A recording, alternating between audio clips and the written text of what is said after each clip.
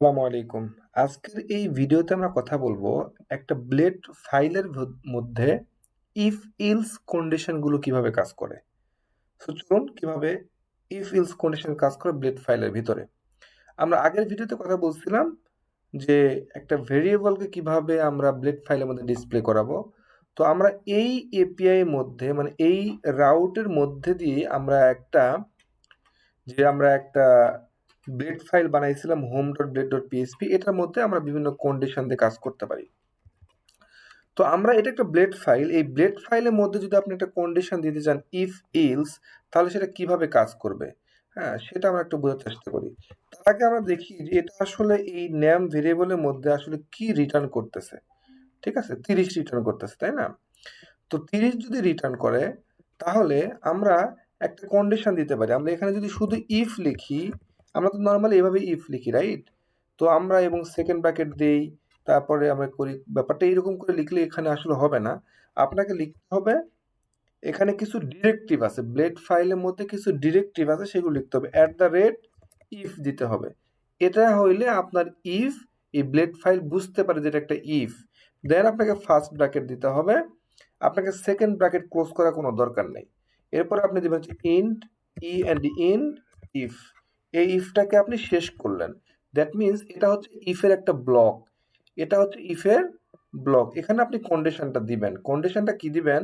যে আপনার এই নেম যে ভেরিয়েবলটা আছে সেটার ভ্যালু যদি ইকুয়াল হচ্ছে 30 হয়, তাহলে এর ভিতরে যদি আপনি কোন একটা ভ্যালু থাকে, মানে h1 ট্যাগ থাকলো, এখানে আপনি বলতে পারেন যে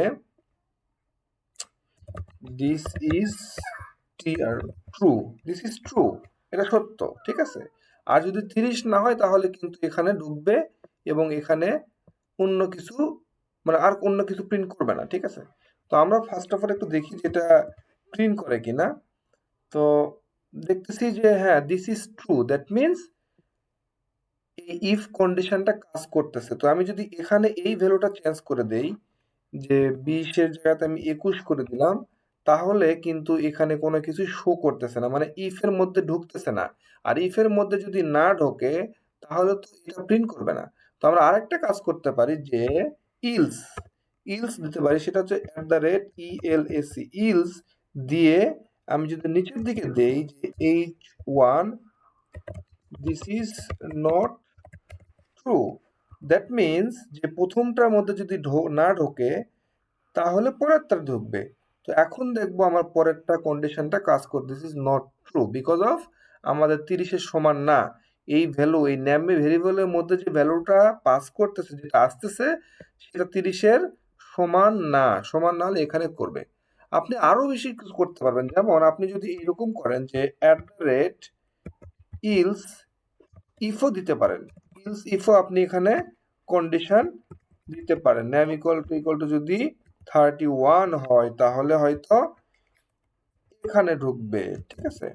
তো এইভাবে আপনি বিভিন্ন কন্ডিশন দিয়ে আপনি কিন্তু এই ব্লেড ফাইলের মধ্যে আপনি কাজ করতে পারেন। এই যেটা আমরা বলতেছি, এগুলোকে বলা হয় ডিরেক্টিভ। এগুলোকে লারাভেলে বলা হয় ডিরেক্টিভ। এই ডিরেক্টিভ গুলো দিয়ে আপনি লারাভেল ব্লেড ফাইলের মধ্যে বিভিন্ন কন্ডিশন আপনি ইউজ করতে পারবেন। আশা করি আপনি বুঝতে পারছেন। Thanks for watching.